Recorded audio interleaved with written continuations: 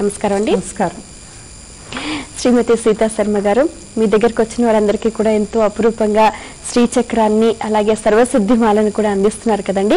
మరి వాటి ప్రాముఖ్యతను తెలియచేయండి. తప్పకుండా. శ్రీచక్రం గురించి అనంటే దాదాపుగా విజయ మార్గం కార్యక్రమం వీక్షిస్తున్న ప్రతి వారికి కూడా తెలిసే ఉండొచ్చు. అలాగే ఏంటంటే సర్వసిద్ధిమాల విషయం కూడా తెలియచేయడం అనేది జరిగింది. దాన్ని ఇంతకుముందు అపాయింట్మెంట్ తీసుకొని వచ్చినటువంటి వాళ్ళకి రెమెడీలో భాగంగా సర్వసిద్ధిమాలని అందచేయటం అనేది జరిగింది. అయితే అది తీసుకున్న వాళ్ళందరూ కూడా చాలా బాగుందమ్మా, మీరు ప్రోగ్రాంలో కూడా చెబితే అందరికీ కూడా తెలుస్తుంది కదా అని చెప్పబట్టి సర్వసిద్ధిమాలను కూడా పరిచయం చేయటం అనేది జరిగింది. శ్రీచక్రం విషయానికి వచ్చేసరికి ఏమవుతుందంటే లక్ష్మీ అమ్మవారు గణపతితో కూడి ఉన్న లక్ష్మీ అమ్మవారు కాబట్టి తిష్ట వేసుకొని కూర్చుంటుంది గృహం యందు తప్పకుండా. అయితే ఆ శ్రీచక్రం పైన అది ఉంటుందన్నమాట. మరొక వైపు శ్రీచక్రం ఉంటుంది.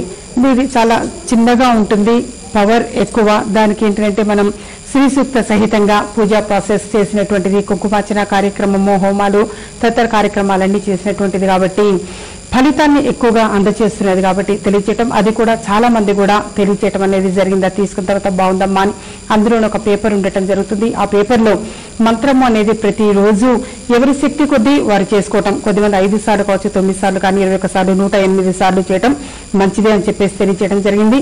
కనీసం 108 సార్లు చేయటం చాలా మంచిది. అయితే చేసిన తర్వాత చాలా మంది కూడా బాగుందమ్మా అన్నారు. అలాగే సర్వసిద్ధిమాల విషయానికి వచ్చేసరికి కూడా అసలు ఆ పేరులోనే ఉంది సర్వం సిద్ధించేటువంటి మాల. అది ఏ సమస్య అయినా కావచ్చు, వివాహ విషయం కావచ్చు, భార్యాభర్తల మధ్య మనస్పర్ధలుంటే తొలగిపోవటానికి ఎక్కువగా అవకాశం ఉంటుంది. అలాగే అతి శీఘ్రంగా వివాహం జరగటానికి అవకాశం ఉంటుంది. అలాగే విద్యలో రాణించటానికి, ఇవన్నిటికీ కూడా ఉద్యోగ విషయంగా కూడా చాలా మంది కూడా బాధపడుతూ ఉన్నటువంటి వాళ్ళు ఉద్యోగ విషయంలో కూడా బాగుందన్నారు. బయటికి చెప్పలేని ప్రాబ్లమ్స్ పడుతున్నామా ఉద్యోగంలో అని చెప్పి చాలా మంది కూడా మానసికంగా సఫర్ అవుతున్నటువంటి వాళ్ళు కూడా సర్వసిద్ధిమాల తీసుకున్న తర్వాత బాగుందమ్మా అని చెప్పి మనస్ఫూర్తిగా తెలియజేశారు. అందుకని చెప్పేసి సర్వసిద్ధిమాల అనేది మాక్సిమం తీసుకోవడానికి ప్రయత్నం చేస్తే చాలా మంచిది. అది ఎందుకనంటే ఎవరి సమస్యకి అనుగుణంగా పరిష్కార మార్గంగా వారికి మంత్రము కానీ లేదా పరిష్కార మార్గంలో భాగంగా ఏదైనా తెలియచేసి సర్వసిద్ధిమాలను అందచేయడం జరుగుతుంది. దీన్ని మాత్రం పోస్టల్ సర్వీస్ కానీ కొరియర్ సర్వీస్ కానీ లేదు, వారే డైరెక్ట్ గా రావటం కానీ లేదా వాళ్ళని ఎవరినైనా పంపించైనా సరే సమస్య ఇది అని తెలియచేస్తే దానికి పరిష్కార మార్గంగా కొన్ని రాసి ఇవ్వటము అనేది జరుగుతుంది. మనం మంచి మాటల్లో భాగంగానే విజయ మార్గం కార్యక్రమంలో ఎన్నో మంచి మాటలు తెలియచేయడం, రెమెడీస్ తెలియచేయడం జరుగుతుంది. అటువంటిది సర్వసిద్ధిమాల అనేది తీసుకోవడానికి వచ్చిన ప్రతి వారికి కూడా వారి సమస్యకు నివారణ ఉపాయంగా తప్పకుండా కొన్ని పరిష్కార మార్గాలు అనేది నేనే వ్రాసి అందచేయడం అనేది జరుగుతుంది. అందుకని వారే ప్రత్యక్షంగా రావటం కానీ కుదరని పక్షంలో మరెవరినైనా సరే వాళ్ళని పంపించడం కానీ సమస్య ఇది అని తెలియచేస్తే తప్పనిసరిగా దానికి రెమెడీస్ అనేది సూచన చేసి రాసి ఇచ్చి తర్వాత సర్వసిద్ధిమాలని అందచేయడం అనేది జరుగుతుంది. ఓకే, కాల్ చూద్దామండి. హలో హలో, నమస్తే అండి. మీ పేరు? నా పేరు ప్రసాద్ అండి. ప్రసాద్ గారు ఎక్కడి నుంచి మాట్లాడుతున్నారు? అస్సాం నుంచి మాట్లాడుతున్నాను మేడం. ఓకే, మీ గురించేనా అండి? మా అబ్బాయి పేరు తెలుసుకోవాలండి. మీ అబ్బాయి పేరు, డేట్ ఆఫ్ బర్త్ చెప్పండి సార్. విజయ్ కుమార్ అండి, Kurlapati Vijay Kumar. Vijay Kumar. Date of birth 12/7/1983 అండి. 1953. ఇంకొకసారి చెప్పండి నెల. 12/7 నెల అండి. సంవత్సరం 53. 83 అండి. 53. ఓకేనండి. ఏం తెలుసుకోవాలనుకుంటున్నారు? 1953 అండి. ఉదయం 5:55 నమ్మరాపేట అండి. ఓకే, సీతా శర్మ గారితో మాట్లాడండి. ఓకే, చెప్పండి అమ్మా సమస్య. నమస్కారం అమ్మా, చెప్పండి ఏం అడగదలుచుకున్నారు? ఎక్కడంటే మీరు కాశీలో మా వెనక ఉండి విశ్వేశ్వరాలయంలో కాపాడారు మేడం మాకు. తర్వాత బుద్ధగైలు కూడా ఒకసారి మీరు బయటకు వస్తున్నారు, లోపలికి వస్తున్నాము. 12/7/1983 మేడం. అంటే చాలు సమస్య కావాలి. పేరు గారికి ఏం దొరికే మార్పు చెప్పండి మేడం. ఓకేనమ్మా.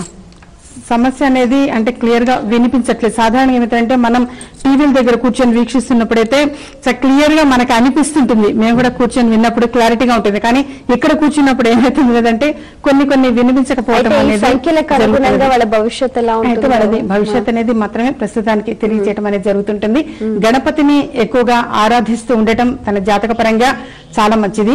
మరొకటి ఏంటంటే ఎటువంటి సమస్యైనా కావచ్చు, పాపం తన మనసులో ఉన్నటువంటిది తెలియపరచలేకపోయాడు, కానీ ఎటువంటి సమస్యకైనా సరే చక్కని పరిష్కార మార్గంగా గణపతిని ఎక్కువగా ఆరాధిస్తూ ఉండటం, దుర్గా అమ్మవారిని ఆరాధిస్తూ ఉండటం, అలాగే శివుడికి అభిషేకము అనేది చేస్తూ ఉండటం చాలా మంచిది. కనీసం 5 సోమవారాలైనా సరే శివుడికి అభిషేకం చేయటం ఒకటి చాలా మంచిది. అలాగే ముత్యము అన్నదాన్ని ధరించటము చాలా మంచిది. వెండిలోనే ముత్యము వేసుకొని కూడా చిటికెన వేలికి ధరింప చేసుకోవటం ఒకటి చాలా మంచిది తనకి జాతక పరంగా. అలాగే తూర్పు ముఖము అనేది ఎక్కువగా కలిసి వస్తుంది. ఈ విధంగా రెమెడీస్ అనేది గనక చేస్తూ ఉంటే, అంటే శివుని ఎక్కువగా ఆరాధిస్తుండటం, గణపతిని ఆరాధిస్తుండటం, దుర్గా అమ్మవారిని ఆరాధిస్తుండటం చేస్తుంటే అది ఎటువంటి సమస్యకైనా సరే చక్కని పరిష్కార మార్గంగా తెలియచేయటము అనేది జరిగింది. ఓకే, సీతా శర్మ గారు, ఇప్పుడు మీ దగ్గరికి చాలా మంది వచ్చి కూడా పేర్లు పెట్టించుకుంటూ ఉంటారు, మంత్రోపదేశం చేసుకుంటూ ఉంటారు, అయితే రుద్రాక్షలు కూడా అడిగి తీసుకుని వెళ్తూ ఉంటారు. అయితే అవి ధారణ చేసే క్రమంలో ఏవైనా పాటించవలసినవి ఏమైనా ఉంటే చెప్పండి. అది తప్పకుండా వచ్చి పర్సనల్ గా అపాయింట్మెంట్ తీసుకుని ఉన్నప్పుడు మాత్రం అందచేయటం అనేది జరుగుతుంది. ఇంతకు ముందు కూడా అంటే మనం ఈ కార్యక్రమంలో ఎప్పుడు నేను చెప్పలేదు, కానీ రుద్రాక్ష అనేది స్వయంగా అంటే చేతి మీదుగా అందచేయటం అనేది కూడా ఉంటుంది. చాలా మంది కూడా అది అందుకున్న తర్వాత ఆ వైబ్రేషన్స్ అనేది ఒళ్ళు గగురు పడుతుందమ్మా నాకు అని చెప్పేసి చాలా మంది అన్నారు. ఇలా తీసుకున్న తర్వాత పాజిటివ్ ఎనర్జీ అనే దాన్ని వాళ్ళు పొందటము అనేది జరిగింది. అదేంటంటే కొంతమందికి అపాయింట్మెంట్ తీసుకున్నటువంటి వాళ్ళకి సమస్యకి ఏంటంటే ఎప్పుడు కూడా రెమెడీలో భాగంగా అందచేయడం అనేది ఉంటుంది, కానీ ఇది కంపల్సరీ ఇది వేసుకోవాలి ఇదే అని చెప్పి మాత్రం ఎప్పుడు తెలియచేయడం అనేది జరగలేదు తప్పించి తప్పనిసరిగా రుద్రాక్షని కూడా అందచేయటము అనేది ఉంటూ ఉంటుంది. అయితే ఎప్పుడు ఎలా ఏమిటి ఎన్ని ముఖాలు వేసుకోవాలి ఇవన్నీ కూడా వారి సమస్య విన్న తర్వాత తప్పనిసరిగా అందచేయడం అనేది ఉంటూ ఉంటుంది. అలాగే సర్వసిద్ధమాల విషయంగా కానీ శ్రీచక్రం విషయంగా కానీ అది ప్రతి ఒక్కరికి కూడా సూటబుల్ అని చెప్పేసి ఈ రెండు తెలియచేయడం జరిగింది. రుద్రాక్ష విషయానికి వచ్చేసరికి మాత్రం వారి సమస్య విన్న తర్వాత ఏది అవసరమో అనేది అది ఏ విధంగా ధరించాలి, ఎప్పుడు ధరించాలి, అది జపమాలకు వినియోగించాలా, మెడలో ధరించాలా, పూజలో పెట్టాలా, ఇవన్నీ కూడా పర్సనల్ గా వచ్చినప్పుడు తప్పకుండా తెలియచేయటం అనేది ఉంటూ ఉంటుంది. రత్నధారణ కూడా సూచిస్తుంటారా అండి ఎవరికి? తప్పకుండా రత్నధారణ విషయంకి వచ్చేసరికి కూడా అది ఉంగరం రూపేణ అవసరమా అంటే ఉంగరంలో పొదగటము అనేది ఉంటుంది, ఆ విధంగా అవసరమా, లేకపోతే మెడలో లాకెట్ రూపేణ ధరించటం మంచిదా, ఇవన్నీ కూడా పరిశీలన చేసి తప్పకుండా రత్నం అనేది కూడా మనం విజయ మార్గం కార్యక్రమంలోనే విజయ మార్గం ఆఫీసులోనే తప్పకుండా అందచేయటము అనేది ఉంటుంది. అలాగే సాధారణంగా చాలా మంది కూడా అలాగే తీసుకుని వెళుతూ ఉంటారు. తప్పకుండా ఎక్కువగా మాత్రం మెడలో లాకెట్ రూపేణ అందచేయటం అనేది జరుగుతుంది.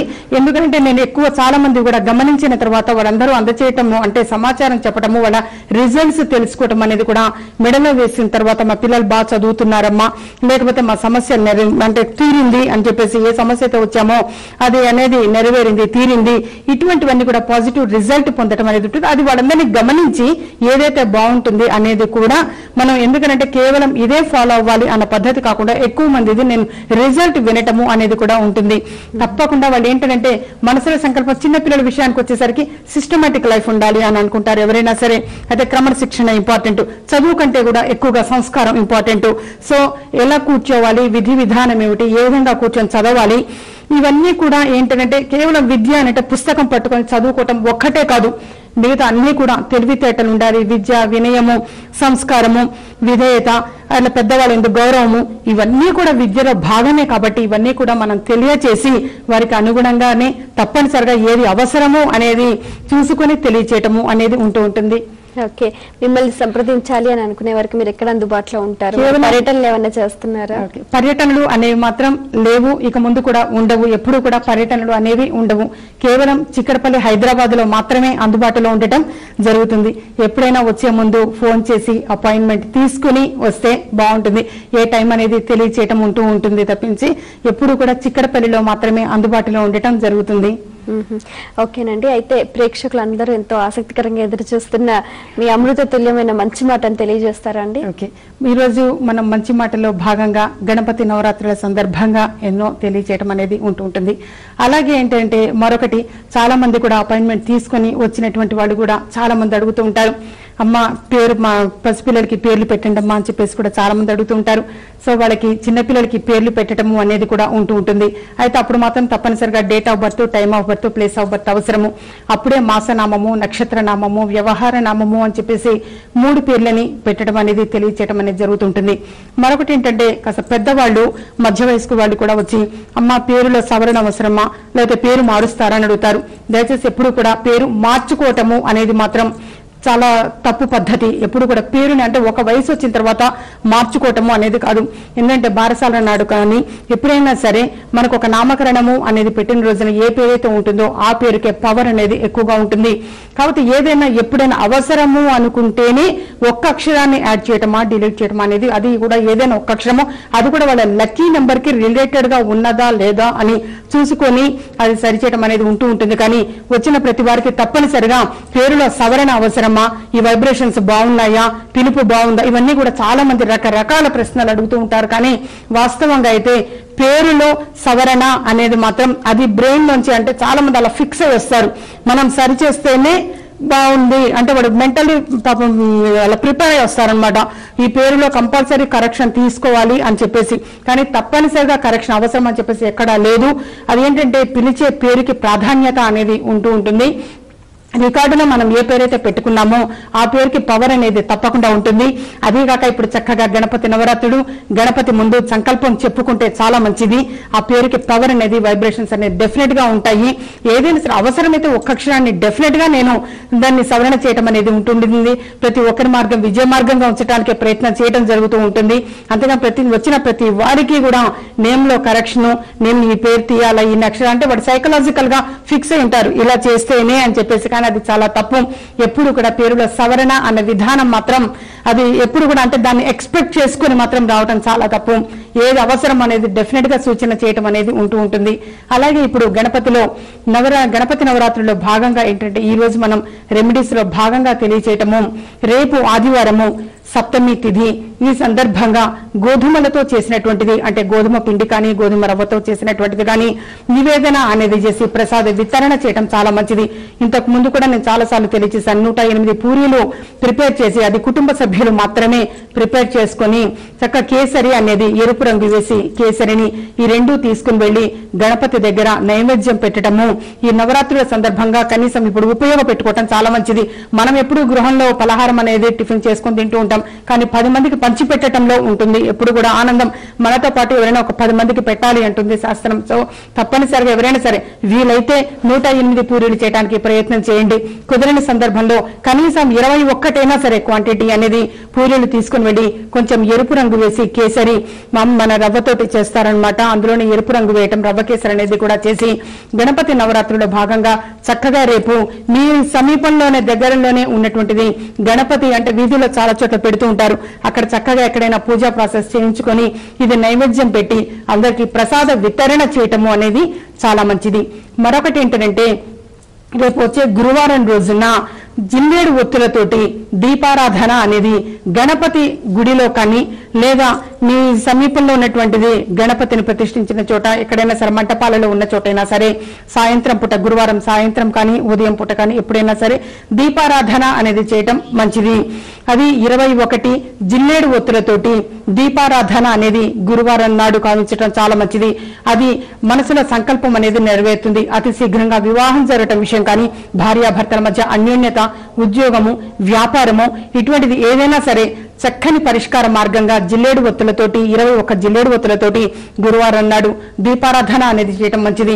అలాగే బుధవారం నాడు శనగలు నానబెట్టి గురువారం రోజున దాన్ని గుగ్గిళ్ళు అని అంటాము, అది గణపతికి నైవేద్యం పెట్టి ప్రసాద వితరణ అనేది చేయటం చాలా మంచిది. గురువారం రోజున ప్రసాద వితరణ అది కూడా శనగలు అనేది పంచిపెట్టడం కూడా చాలా మంచిది. అలాగే తామర పువ్వులు కూడా గణపతికి సమర్పించటం ఒకటి చాలా మంచిది. తామర పువ్వులతోటి అంటే పూజా ప్రాసెస్ చేసేటప్పుడు కుదిరితే 108 తామర పువ్వులు, కుదరని సందర్భంలో కనీసం ఏంటంటే ఒక 20-21 పూలైనా సరే, అది కూడా కుదిరిన పక్షం కనీసం 5 తామర పువ్వులైనా సరే గణపతి దగ్గర ఉంచి ప్రాసెస్ చేసుకోవడం, పూజా ప్రాసెస్ అనేది చాలా మంచిది. అది పెట్టి నమస్కారం చేయటము లక్ష్మి అనుగ్రహాన్ని పొందటానికి అవకాశం ఉంటుంది. అలాగే ఏంటంటే మనం గణపతి నవరాత్రుల్లో గరికతోటి పూజ అనేది చేస్తుంటాం.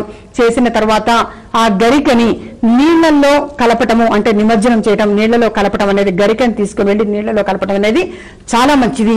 ఈ విధమైన రెమెడీస్ అనేది చేస్తూ ఉండడం మంచి మాటలో భాగంగా ఎప్పుడు ఎన్నో రెమెడీస్ తెలియచేయడం అనేది ఉంటుంటుంది.